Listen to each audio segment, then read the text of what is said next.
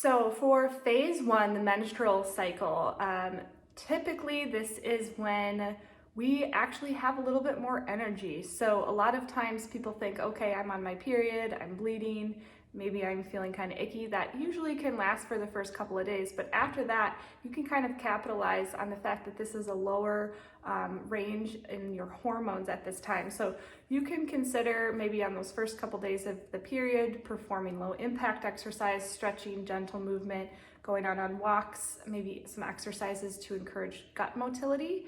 But maybe later on in the late stages of that menstrual cycle leading into the follicular phase, you want to just be working on some of that higher intensity work if that is part of your exercise plan.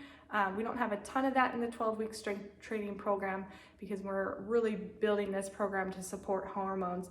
Typically, some of that high intensity training can increase cortisol levels, and we don't want to cause the body to go into too much stress. So if you're going to do any high intensity exercise, the late stage of the menstrual cycle into the early to late stage of the follicular phase would be appropriate. If you're gonna try anything a little bit more difficult, the follicular phase is a great opportunity to do that. So generally you're gonna be more energized, more alert during this time.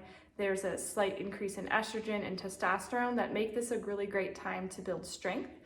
So you can consider working on some of the fast twitch muscles during this time as well, things like plyometric training and incorporating brief sprints from 30 to 100 yards or so.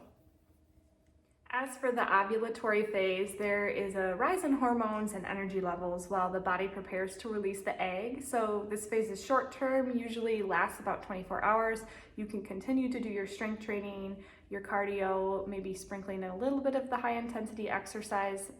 This is again a great opportunity to perform some of your harder exercises with the improved energy levels during this phase. So last but not least is phase 4, which is the luteal phase. Now this is the last 2 weeks leading up to the menstrual cycle. So usually lasting from the time when ovulation ends till when the next menstrual cycle begins.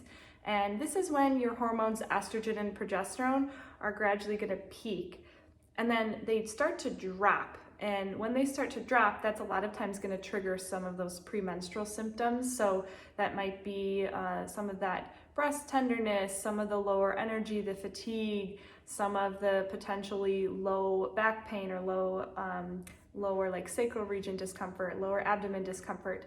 So usually during this time period, in terms of exercise suggestion, we do recommend that you avoid high intensity strength training programs during this time. You transition to some of the slower paced strengthening, maybe restorative movement, yoga and Pilates are other great recommendations as well.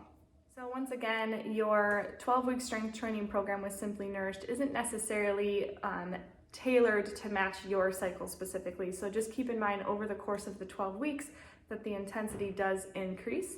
So if there's a day, for instance, where you are kind of lining up into that luteal phase and it falls on a day where you have a little bit harder workout routine, then I would suggest just maybe trading it out for a little bit. Maybe wait a few days to see if you gain a little bit more energy and try that harder exercise routine later on.